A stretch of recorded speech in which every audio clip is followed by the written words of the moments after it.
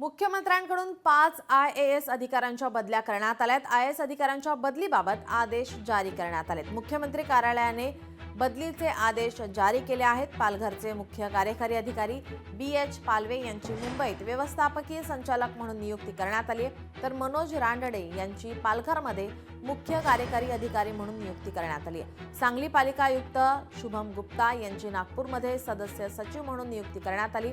अंजली रमेश यांची मध्य प्रदेश संवर्गातून आता महाराष्ट्र संवर्गात बदली करण्यात आली आहे। चंद्रपूरचे सहाय्यक जिल्हाधिकारी जेनी चंद्र देवुंथला यांना नांदेडमध्ये प्रकल्प अधिकारी तर ITDP किनवट आणि सहाय्यक जिल्हाधिकारी म्हणून नियुक्त करण्यात आले।